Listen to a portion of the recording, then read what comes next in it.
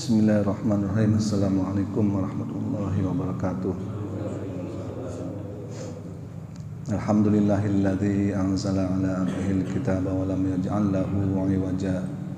Wassalatu wassalamu ala sayyidina Muhammadin nabiyil mustafa wa ala alihi wa sahbihi wa man ihtada.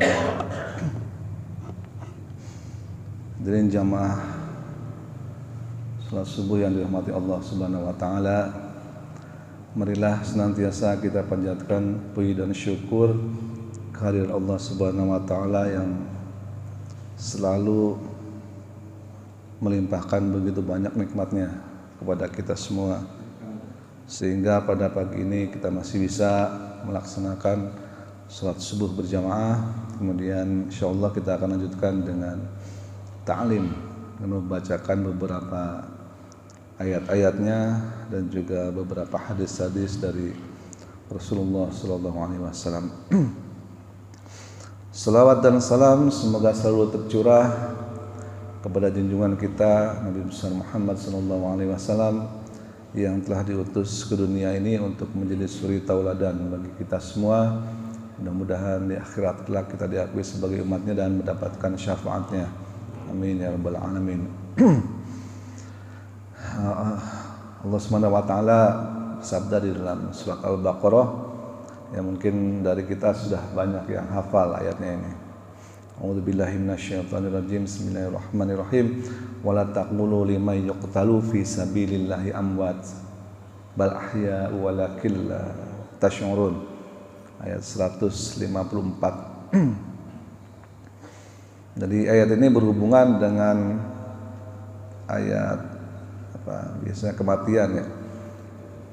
Jadi ayat ini menjelaskan wala taqulu, dan janganlah kalian katakan lima yuqtalu, orang-orang yang terbunuh fi sabilillah, di jalan Allah, itu amwat, mati.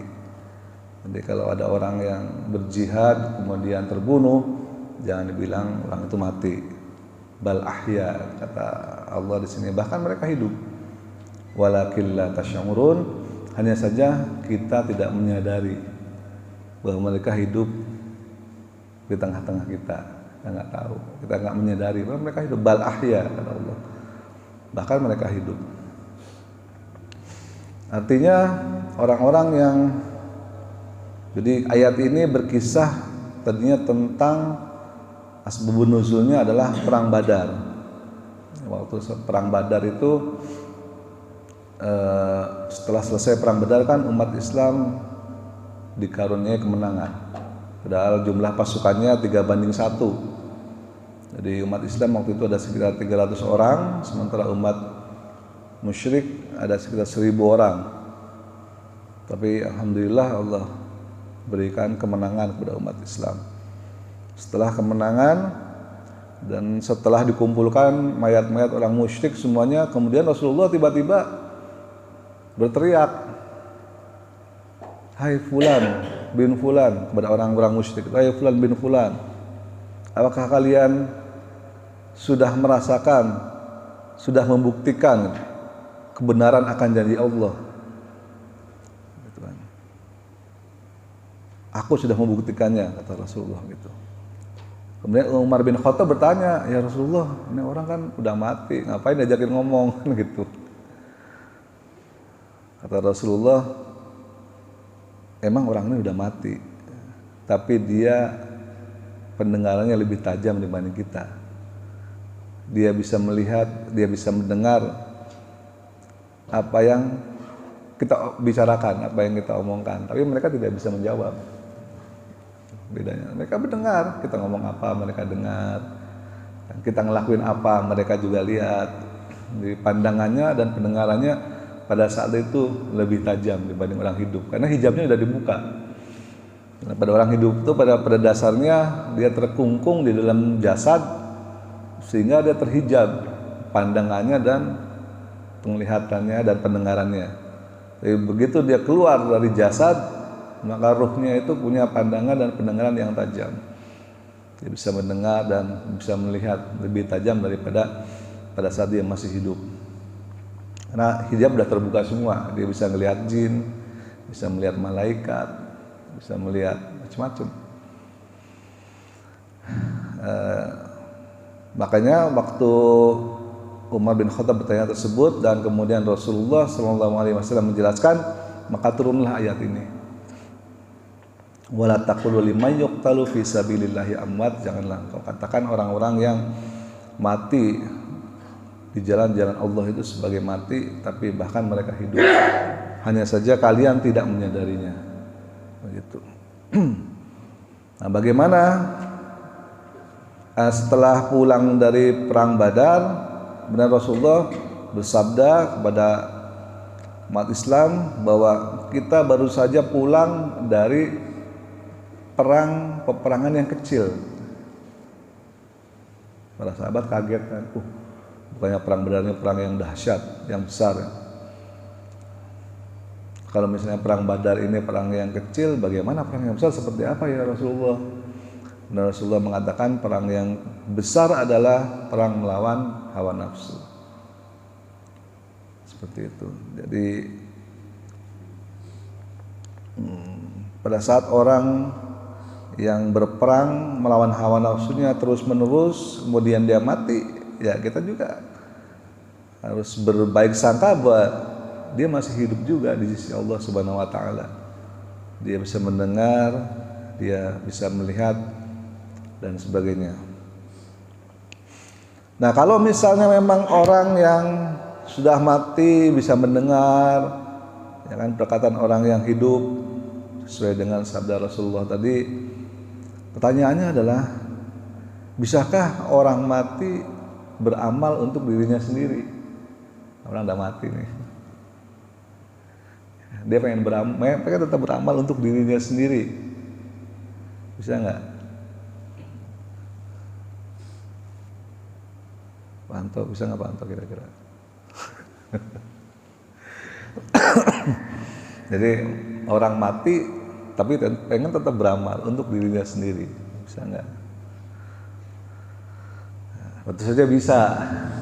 Walaupun orang itu sudah mati, dia bisa beramal untuk dirinya sendiri. Bagaimana caranya? Rasulullah bersabda dalam hadis yang sangat terkenal, "Idza mata ibnu adama in qata'a amaluhu illa bi thalathin." Dan apabila mati anak Adam, putuslah semua amalnya kecuali 3 perkara. Nah, 3 perkara ini adalah amal orang yang sudah mati. Nah, kalau orang sudah mati pengen tetap beramal, ya, harus melalui 3 perkara ini. Apa saja 3 perkara tersebut? Nah, kita udah hafal semuanya. Jadi ibaratnya di akhirat nanti kita itu dikasih rumah masa depan, itu kuburan. Nah, ini babnya kuburan lagi nih. Kuburan, di dalam kuburan itu ada 3 keran air minum, gampangnya kita ada 3 keran ya. Yang pertama adalah keran sedekah jariyah, yang mana keran itu akan ngalir terus airnya. Kalau saat kita hidup, kita bersedekah jariyah. Yang kedua adalah kerannya al-ilmu yuntafa'u bih, ilmu yang bermanfaat. Itu juga air yang mengalir terus. Makanya kita di sini mengadakan program ta'lim.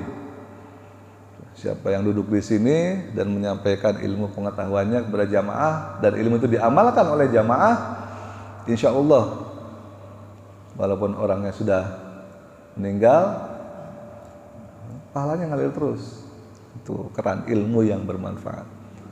Bayangkan para ulama dahulu ya, modelnya Imam Syafi'i, dan Imam Malik, Imam Bukhari, Imam Muslim, Imam Nawawi dan sebagainya. Luar biasa itu pahalanya walaupun beliau sudah meninggal. Karena ilmunya diamalkan oleh orang seluruh dunia. Jutaan orang mengamalkan ilmunya, jutaan orang membaca kitabnya, jutaan orang mempelajari dan menyebarkan ilmu pengetahuannya.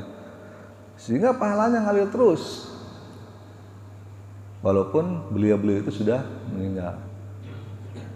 Itu sebabnya mungkin kalau yang Pak Chandra mau nambah pahala, silahkan duduk di sini. Gitu pahalanya ngalir terus. Kalau misalnya ada ilmu madu dan madunya diterapkan, karena teman-teman pengetahuannya mengalir terus pahalanya. Seperti itu. Yang ketiga kerannya adalah dari anak yang soleh. Dari anak yang soleh, yad'u lahu, yang senantiasa mendoakan orang tuanya, maka itu juga keran pahalanya akan senantiasa mengalir. Walaupun orang tersebut sudah meninggal. Jadi pertanyaan tadi terjawab ya, bisakah orang mati beramal untuk dirinya sendiri? Bisa. Jawabnya adalah hadis yang diriwayatkan oleh Imam Muslim yang tadi. Sekarang pertanyaan kedua adalah, bisakah orang hidup beramal untuk orang yang sudah mati? Itu pertanyaan kedua. Yang tadi orang mati beramal untuk dirinya sendiri. Sekarang yang kedua, orang hidup beramal untuk orang mati. Maka bisa.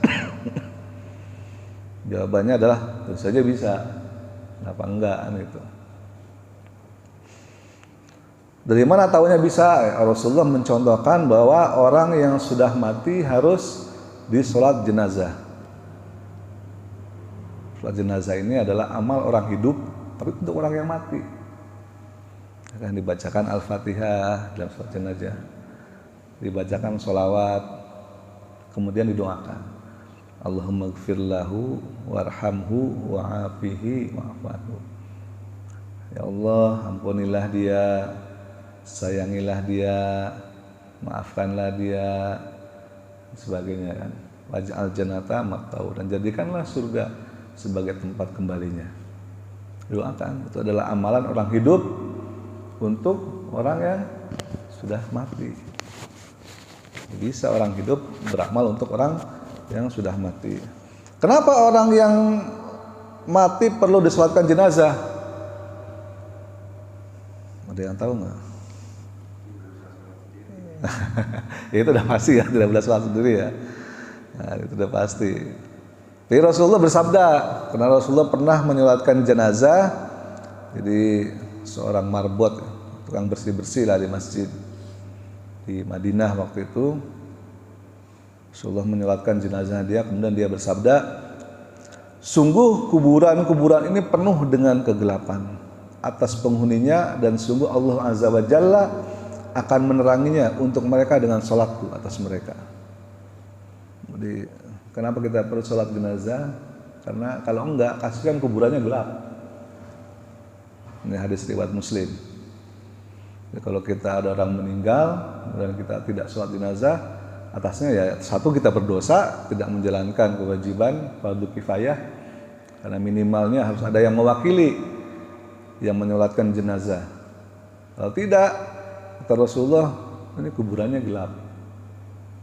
Jadi cahaya yang akan ada di kuburan itu adalah kalau kita sholat jenazahkan dia.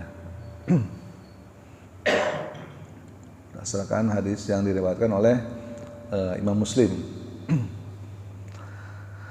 Kemudian setelah sholat jenazah, di dalam sholat jenazah juga kita disunahkan untuk berdoa yang tadi, Allahumma gfir lahu warhamhu dan seterusnya. Kenapa? Itu kan kita disyariatkan untuk berdoa kepada orang yang sudah meninggal, karena ini juga berdasarkan sabda Rasulullah juga ya. Jadi kalau tadi kan kaifiyahnya adalah dari sholat, bagaimana kalau di luar sholat? Setelah sholat juga Rasulullah pernah juga mendoakan yang namanya kepada sahabatnya Abu Salamah. Ini diriwayatkan oleh hadisnya Imam Muslim. Rasulullah berdoa, ya Allah, ampunilah dia, minta ampun, lapangkanlah kuburnya, minta dilapangkan kuburnya, dan berilah cahaya di dalamnya. Jadi ada 3 doa Rasulullah kepada Abu Salamah sudah meninggal. Ya kan, satu dimohon untuk dimintakan ampun, yang kedua dimohon untuk dilapangkan kuburnya Abu Salamah, dan kemudian yang ketiga dimohon untuk diberikan cahaya di dalamnya. Hadis riwayat Imam Muslim. Ada 3 hal yang diminta. Bagaimana tadi memberikan cahaya? tadi sudah, karena disulap jenazah sehingga di dalam kuburnya dia bisa mendapatkan cahaya. Nah, bagaimana supaya lapang kuburnya? Ini ada permintaan lainnya, atau lapang kuburnya. Semoga dilapangkan kuburnya. Maka Rasulullah juga mengajarkan bagaimana supaya kubur seorang yang sudah meninggal itu dilapangkan. Yaitu saat ada kematian sahabat yang lain namanya Sa'ad bin Mu'adz. Sa'ad bin Mu'adz ini setelah dikuburkan oleh Rasulullah dan para sahabatnya semua mengantar ke kuburannya, dikuburkan. Kemudian Rasulullah SAW membaca zikir di atas kuburnya yang sangat lama. Hadis diriwayatkan oleh Imam Ahmad, Hakim dan Tirmidzi. Apa yang dibaca Rasulullah dan para sahabatnya? Dia membaca La ilaha illallah, la ilaha illallah, terus berzikir lama banget la ilaha illallah. Kemudian dilanjut lagi dengan subhanallah, subhanallah, subhanallah, subhanallah, terus lama banget. Dilanjutkan lagi dengan Allah Akbar, Allah Akbar, Allah Akbar, begitu. Dan zikir-zikir lainnya. Setelah selesai berzikir, Rasulullah ditanya, ya Rasulullah, kenapa engkau melakukan itu? Kenapa engkau berzikir begitu lama di atas kuburannya ini Sa'ad bin Mu'adz? Rasulullah bersabda, sahabatku yang soleh ini lagi terhimpit kuburnya. Dan untuk itu aku berzikir sampai dengan Allah melapangkan kuburnya, barulah aku berhenti. Jadi ini adalah contoh dari Rasulullah bagaimana cara melapangkan kubur orang-orang yang sudah meninggal. Jadi kalau memberi cahaya orang yang sudah meninggal adalah dengan cara disolatkan jenazah. Kalau untuk dilapangkan kuburnya adalah dengan cara kita melakukan zikir. Nah, tentu saja zikir yang paling utama adalah membaca Al-Quran. Nah, ini ada riwayat hadis riwayat Al-Baihaqi. Dan riwayat hadis riwayat Al-Baihaqi ini dikatakan bahwa membaca Al-Quran di dalam sholat sambil berdiri. Kalau kuat berdiri itu pahalanya 100 kali setiap huruf. Nah, kalau hadis yang kita sering dengarkan setiap huruf 10 ya. Itu di luar sholat dan tanpa berwudu. Jadi kalau di dalam sholat dia berdiri sholat, setiap huruf yang dibaca 100 kali pahalanya. Kalau di dalam sholat sambil duduk, dia nggak kuat berdiri, pahalanya 50 kali setiap hurufnya. Kalau di luar sholat sambil berwudu, punya wudu, pahalanya 25 kali setiap hurufnya yang kita baca dalam Al-Quran. Kalau di luar sholat baca Al-Quran tanpa wudu 10 kali pahalanya, sesuai dengan hadis yang biasa kita dengar. Kalau orang baca Al-Quran terbata-bata, ghairil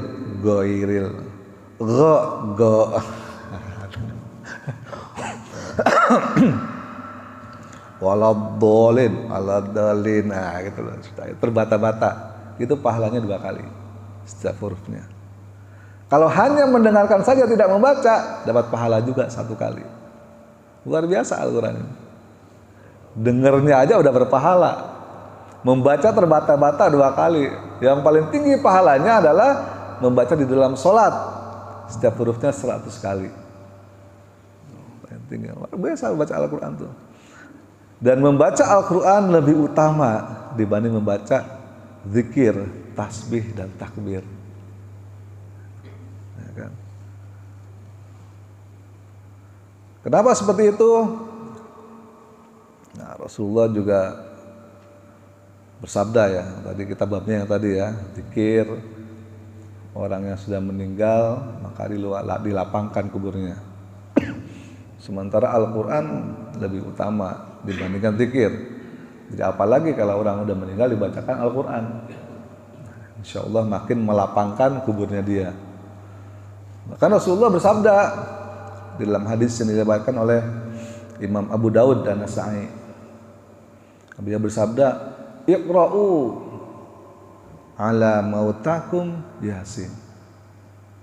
Iqra'u, bacalah, ala mautakum, pada orang-orang yang sudah meninggal di antara kalian. Apa itu? Yasin.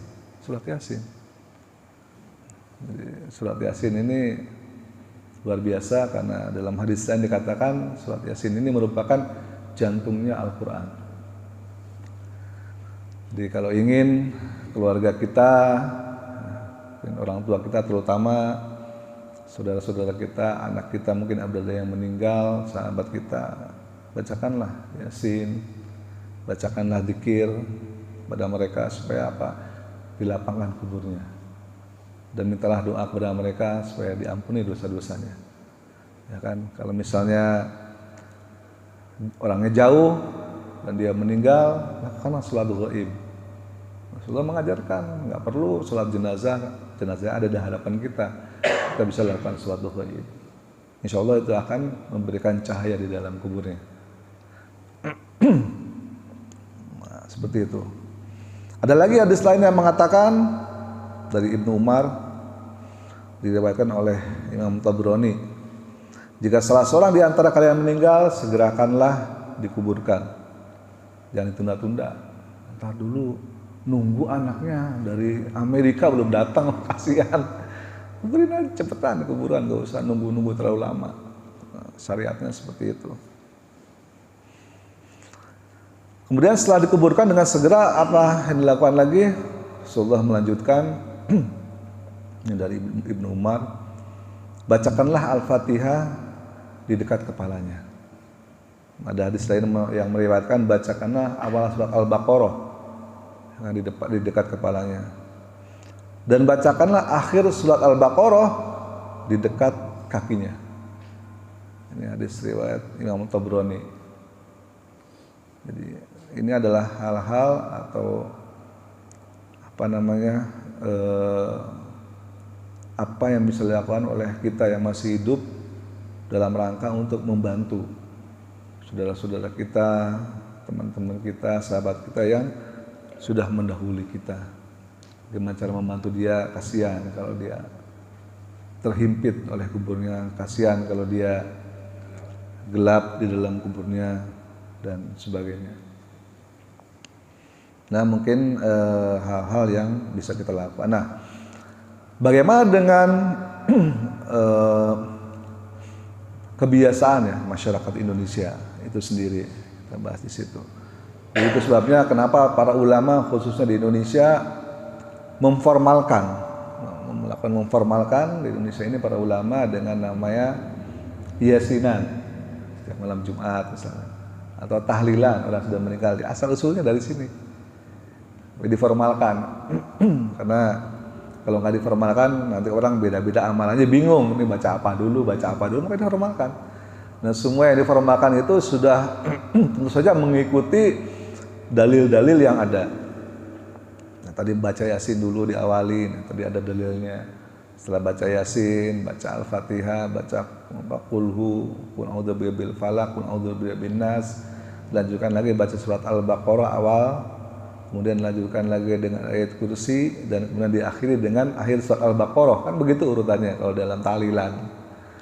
Setelah selesai baca Al-Quran, surat Al-Baqarah, dengan akhir surat Al-Baqarah, lanjutkan dengan baca zikir la ilaha illallah dan seterusnya sampai berapa kali, dan zikir-zikir lainnya.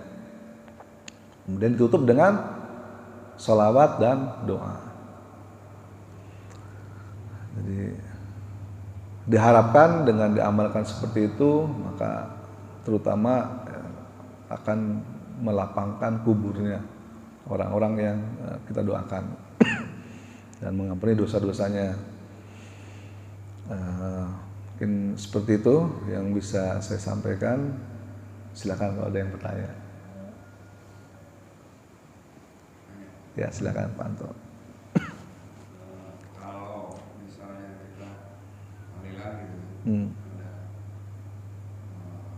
kirim Fatihah untuk sampah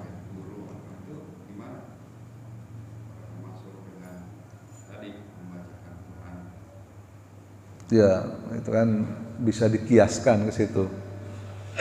Al-Fatihah, tadi kan hadisnya bacakanlah surat Al-Fatihah di dekat kepalanya. Hadisnya sih seperti itu, di dekat kepalanya. Dan akhir surat Al-Baqarah di dekat kakinya. Hadisnya seperti itu. Cuman balik lagi para ulama Indonesia memformalkan berdasarkan hadis ini sehingga menjadi kalimat yang mengirim ila hadratin Nabil Mustafa gitu, dan seterusnya kan. Al-Fatihah gitu. Ya sebetulnya asal usulnya dari hadis ini. Dari hadis ini kemudian dibuat formal seperti itu. Jadilah amalan-amalan seperti itu. Bisa nggak ada mas. Jadi gini,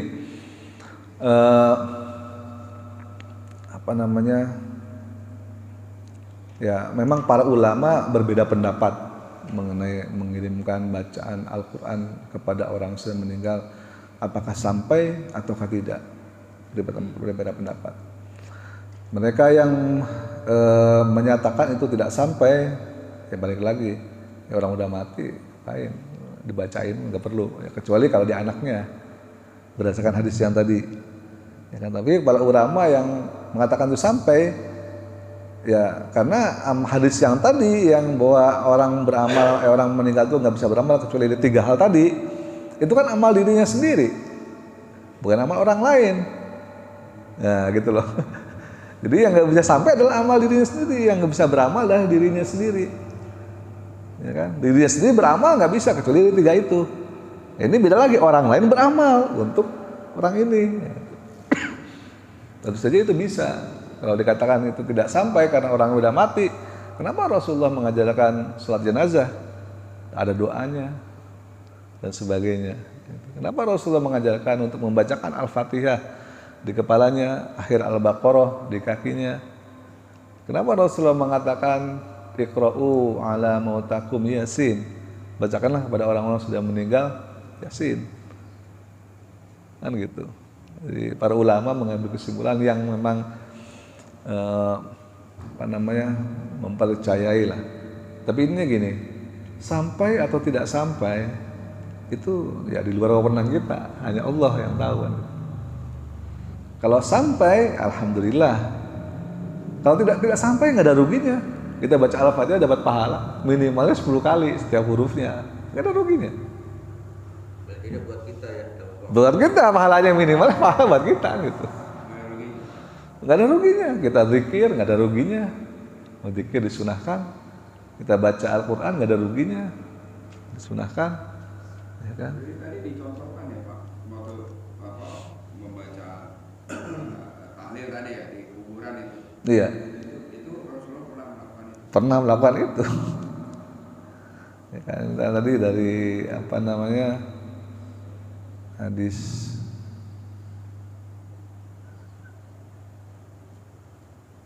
Siapa yang tadi itu?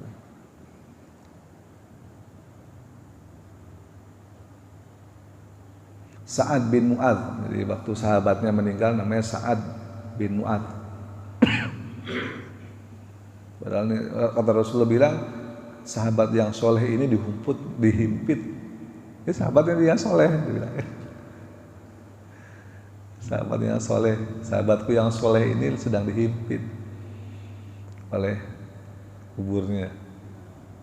Karena saya pernah dengar teman saya di daerah Jakarta Barat itu dia bacain Quran di kuburan gitu, saudara-saudaranya gitu bacain.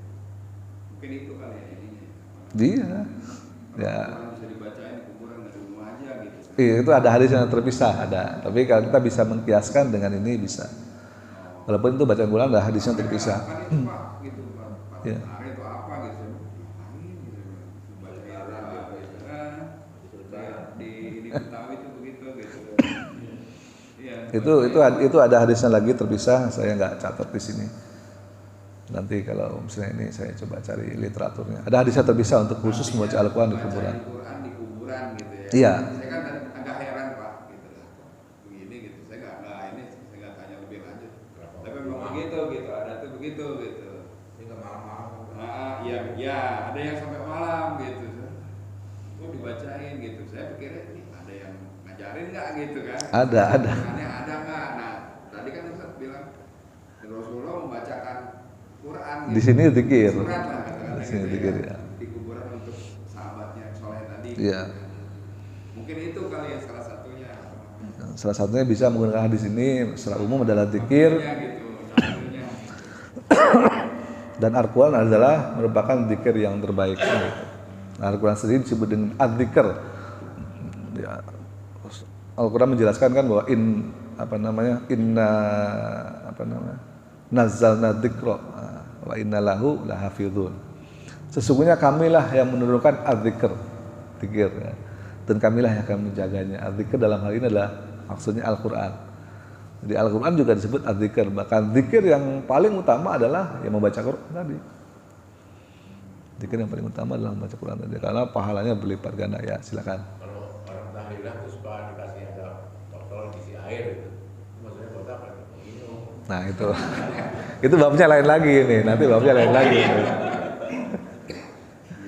Nah, babnya lain lagi karena apakah bacaan Al-Quran bisa memberikan barokah terhadap air, terhadap makanan, itu babnya lain lagi.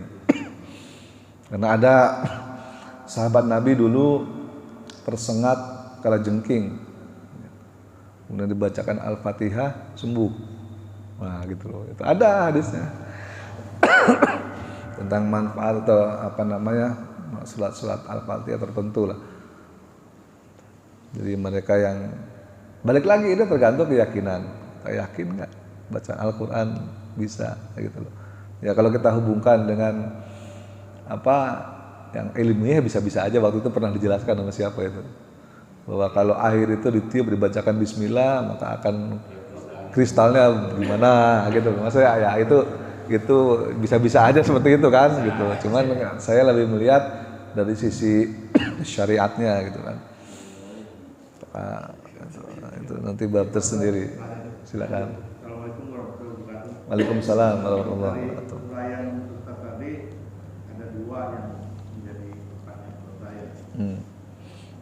Pertama, tadi pembacaan Al-Quran yang terbata-bata, Iya. yang tajwidnya kurang jelas, itu akan bernilai hanya Dua. Ya. Kita lihat sendiri, kita tahu sendiri, banyak orang-orang tua kita khususnya di daerah Jawa, a'udzubillahi minasyaitonir ngalamin. Nah itu kan banyak kalimat kayak gitu kan. Mungkin Pak Ruli itu tahu tuh di kampus seperti itu, terbata-bata berkaitan logat wilayah masing-masing. Iya. Itu yang pertama. Tolong dijelaskan bagaimana dengan hal itu.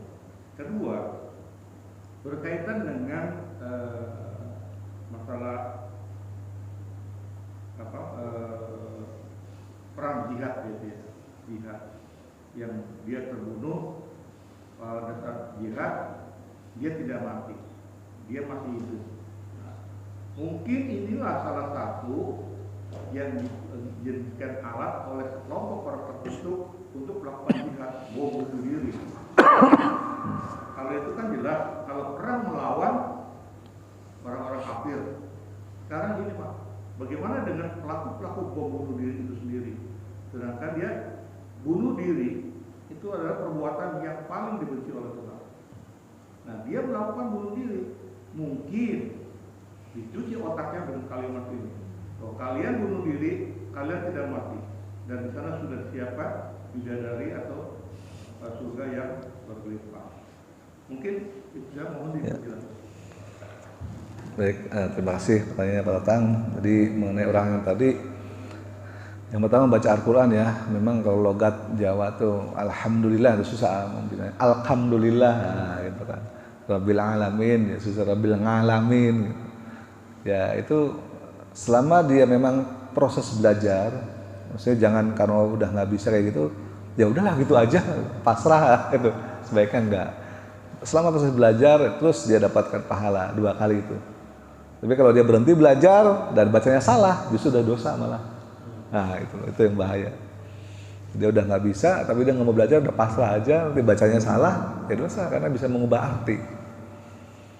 Tapi saat dia proses belajar, Selama dia proses belajar terus, berusaha terus-menerus, pahalanya 2 kali dapat terus. Itu yang pertama. Yang kedua, ini bab mengenai bunuh diri. Ini sebenarnya 3 semester sendiri. Jadi coba kita ringkas ya. Jadi banyak yang mengatakan, bukan banyak ya, ada segelintir orang lah yang mengatakan bahwa bunuh diri itu adalah jihad. Itu nggak ada tuntunannya dari Nabi gitu kan. Yang namanya jihad itu seperti yang dicontohkan oleh Rasulullah udah jelas. Musuhnya jelas siapa? Ya orang kafir, orang Quraisy. Yang pertama dia kafir, ya kan? Apakah semua orang kafir boleh kita bunuh? Nggak boleh. Hanya namanya kafir hirbi, ya? Kafir dhimmi. Kafir dhimmi adalah orang kafir yang mengusir kita dari kampung halaman kita, yang menyiksa kita, yang melarang umat Islam untuk memeluk agama Islam dengan baik. Orang melarang sholat, ya kan, melarang melakukan ibadah, diusir dari kampung halamannya. Nah, itulah yang boleh kita perangi, namanya kafir dhimmi.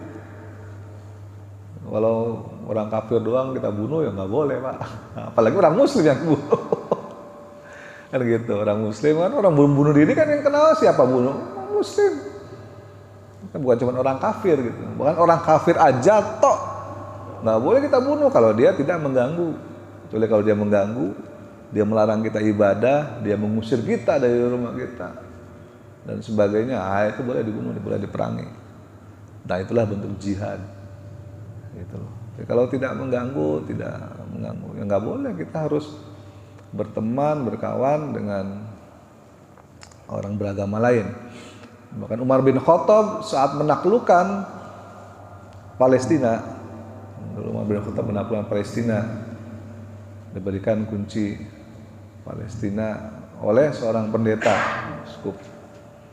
Kemudian Umar bin Khattab dipersilahkan untuk sholat di gereja Palestina waktu itu. Umar bin Khattab menolak. Kalau saja Umar sholat di dalam gereja ini, katanya, dia bilang, maka gereja ini akan runtuh nanti, diganti dengan ini, gitu kan?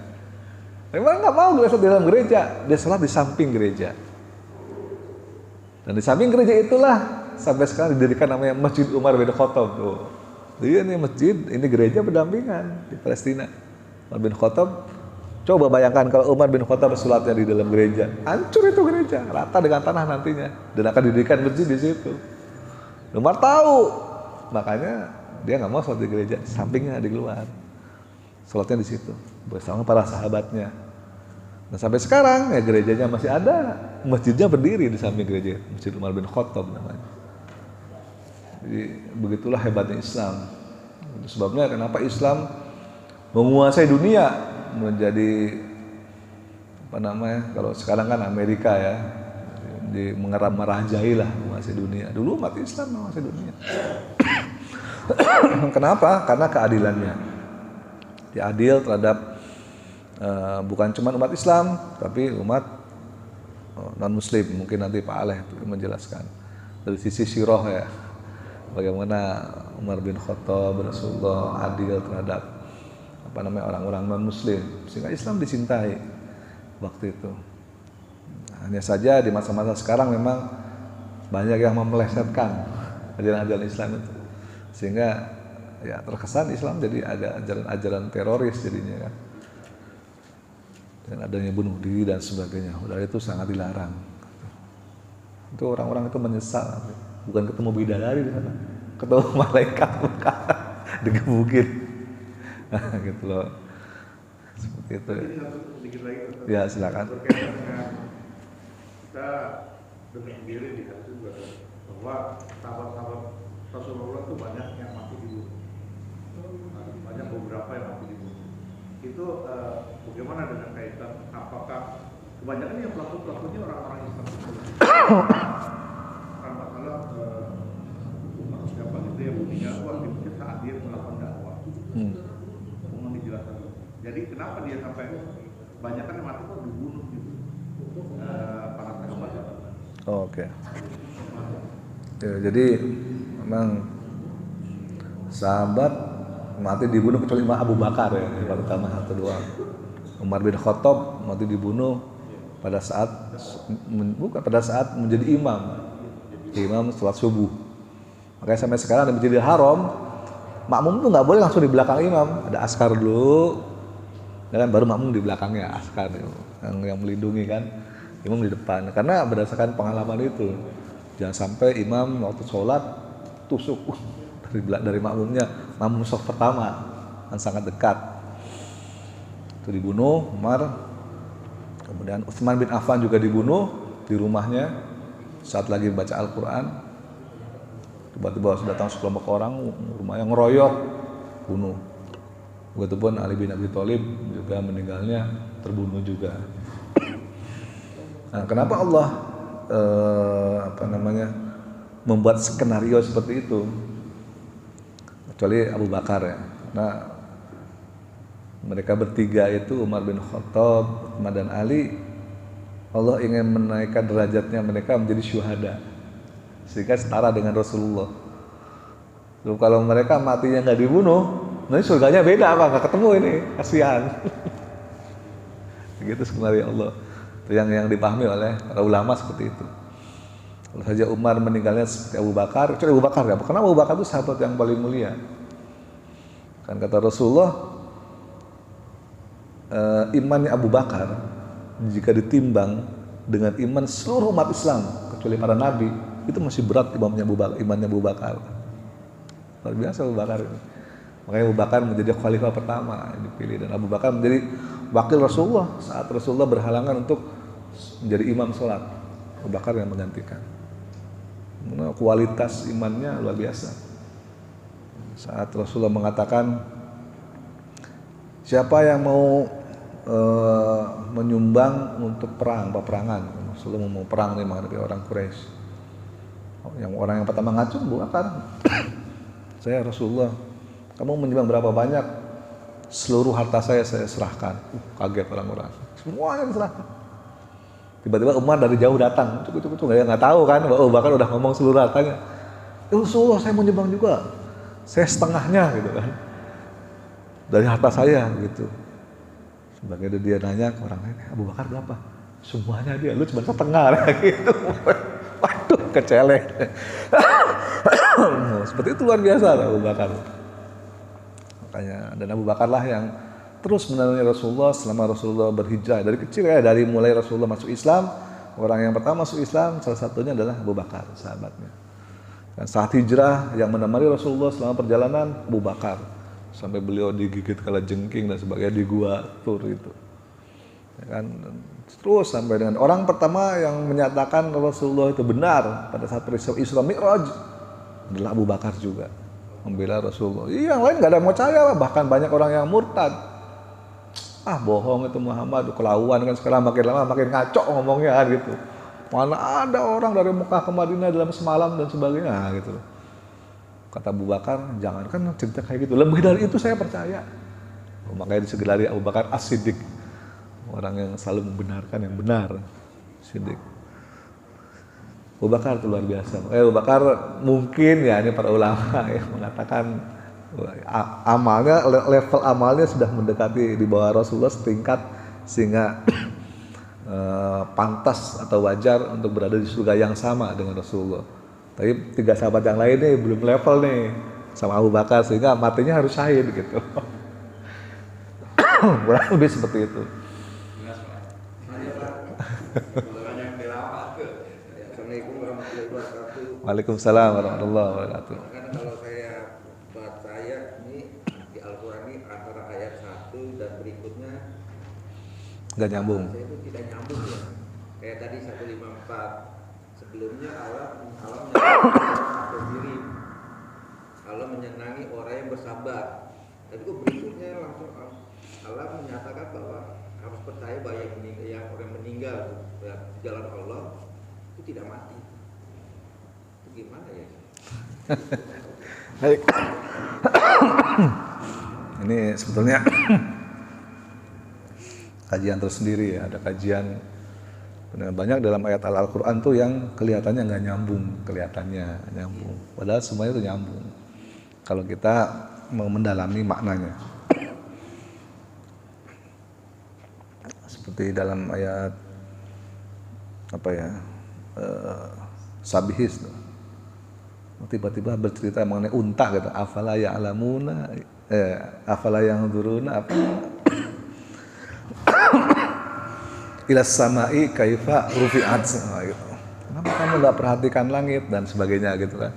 Kok tiba-tiba habis dari cerita ini kok cerita langit, cerita bumi, nggak nyambung.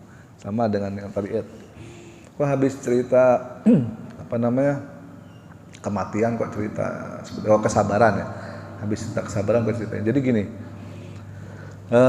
ayat itu kan dimulai dengan panggilan ya ayyuhalladzina amanu sta'inu bis-sabri was-shalah, wahai orang-orang beriman, mintalah tolong ya kan dengan segala masalahmu dengan sabar dan sholat.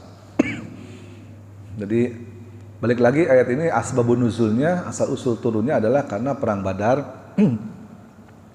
Pada saat perang Badar itulah banyak orang-orang yang bersedih karena ditinggal suaminya. Ada banyak yang istri-istri jadi janda, anak-anak yang menjadi yatim, ya kan? Karena ditinggal suaminya, ditinggal bapaknya. Nah, Allah mengatakan ini justru untuk menghibur, tujuannya adalah mereka. Satu, sabar.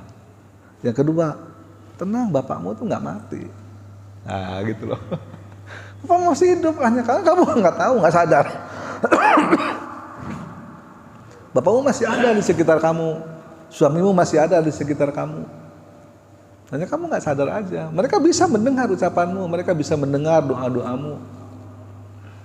Mereka tahu apa yang kamu lakukan. Nah, gitu. Dalam rangka untuk menghibur sebetulnya. Al-Quran turun seperti itu. Jadi mereka nggak terlalu bersedih. Wah, tahu kan mereka, wah ayahku ada di sini. Walaupun aku nggak bisa melihat, doain, gitu loh. Sebabnya balik lagi nih kepada kepercayaan atau praktik-praktik yang dilakukan oleh kita, bahwa ada riwayat bahwa setiap malam Jumat ruhnya itu pulang, sehingga itu sebabnya kenapa setiap malam Jumat dibacakan surah Yasin dan sebagainya. Asal pulang ke rumah nyari paha, nyari oleh-oleh. Jadi kalau pulang tiba-tiba ya gua nggak dibacain Yasin, nggak didoain, sedih dia, balik lagi. Pesannya menghibur kayaknya. Betul, saya menghibur seperti itu. Tapi menghibur bukan sekedar menghibur dalam arti namanya menghibur doang enggak, tapi memang benar-benar yang terjadi. Meyakinkan dia bahwa Betul. Karena di hadis yang lain dijelaskan bahwa orang yang sudah meninggal oleh para syuhada itu ruhnya dimasukkan ke burung berwarna hijau ruhnya, dan burung itu bisa terbang ke mengelilingi surga. Jadi kalau orang yang bukan syuhada mati di kuburan, dia cuma dilihatin kamera doang, oh ini rumah saya, kapling sekian ya kan, wah ada kolam renangnya, ada bidadarinya, cuma dilihat dari jauh aja, remote gitu pakai HP. Kalau orang syuhada enggak, ada ruhnya dimasukkan ke dalam burung dan burungnya keliling surga, langsung lihat, wah di rumah saya, dari dekat lah sebenarnya tapi dalam bentuk burung. Nah, bisa seperti itu. makanya kayak burung di rumah.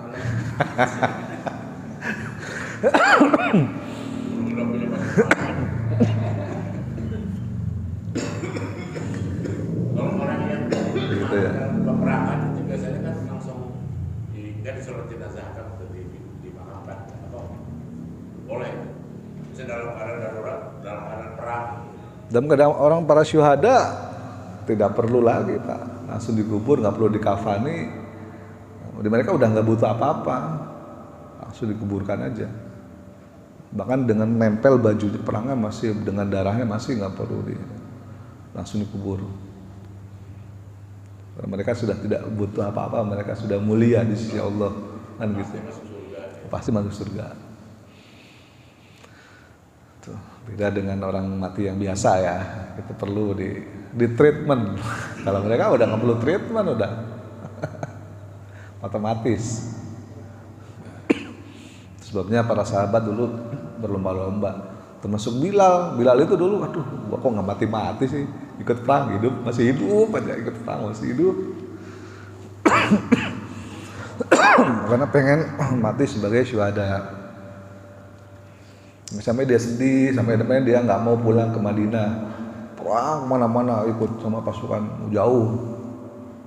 Bilal seperti itu, karena orang zaman ya para sahabat pengen mati dalam keadaan syahid. Kenapa? Karena mati dalam syahid ya balik lagi bertemu Rasulullah nanti surganya bareng.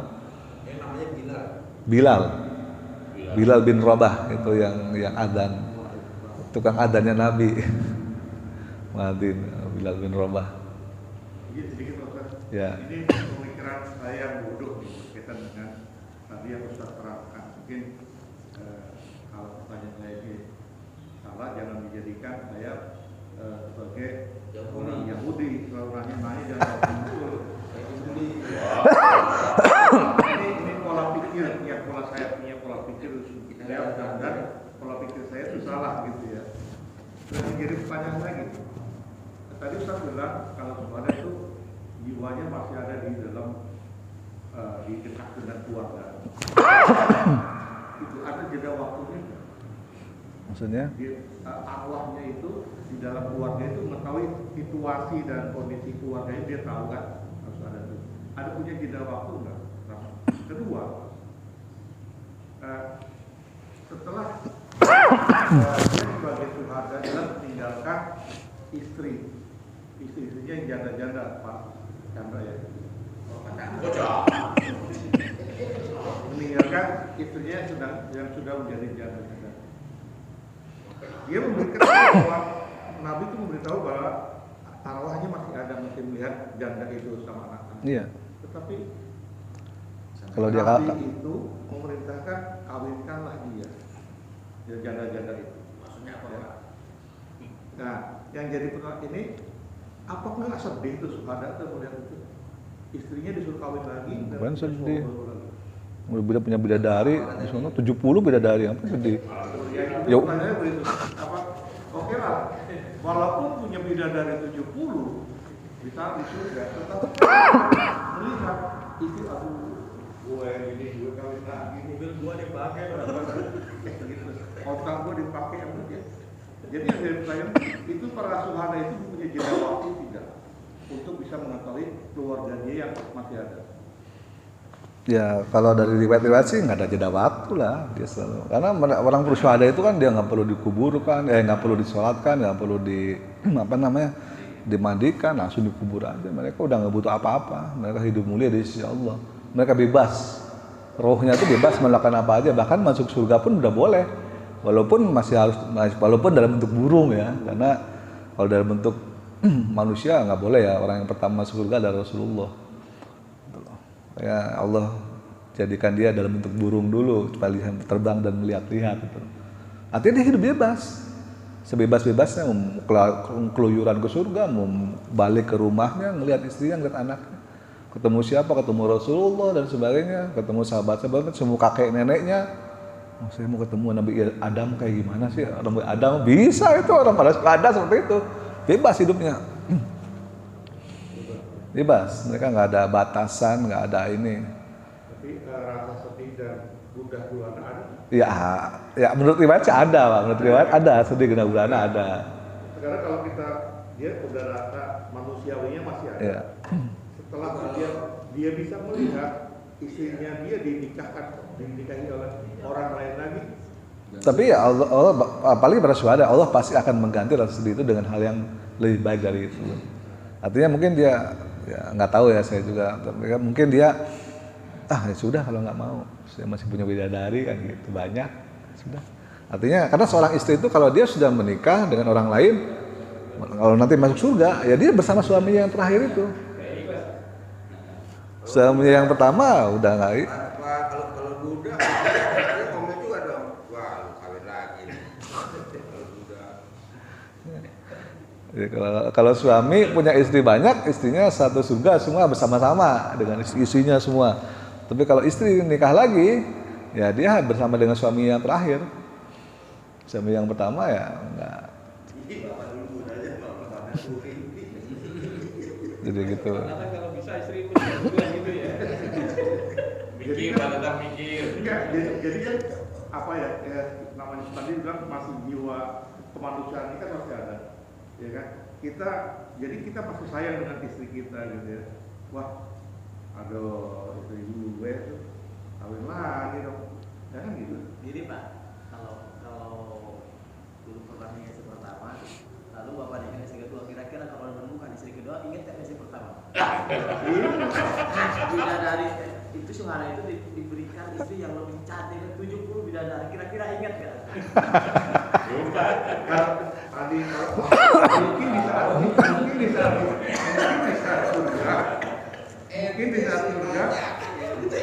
mungkin di saat surga kita lupa nih, sama kayak kita jalan-jalan ada di rumah kita ke mall, kan di mall tuh ada PSG cakep kayak rumah kita, kadang-kadang lupa juga tuh di rumah, ya kan seperti itu. Tetapi pas sampai kita udah pergi dari sana kita lihat bisa bini gua nih lagi main sama Pak Chandra. Dari mana coba? Kan gondok juga gitu sudah Pak. Sepertinya gitu. Jadi ini ya suatu pemikiran yang pola pikir yang saya aja. Sehingga Coba pola pikir manusia. sehingga ya begitu. Nggak maksud lah. Kita ya Tapi kalau tadi dilihat boleh dipegang jangan. Nah, itu masalahnya. Gitu. Karena alamnya masih sama, Pak. ya. Alamnya masih sama. Karena alam dunia. Pikirannya berubah. Mungkin ini muter-muter di sini. Baik, kalau gitu udah jam 6:05. Nah, mudah-mudahan ada manfaatnya ya. Kalau mau diskusi nanti kita sambil diskusi di luar. Mari kita tutup kajian kita dengan doa kafaratul majlis. Bismillahirrahmanirrahim. Subhanakallahumma wa bihamdika asyhadu an la ilaha illa anta astaghfiruka wa atubu ilaik. Billahi taufiq wal hidayah. Wassalamualaikum warahmatullahi wabarakatuh.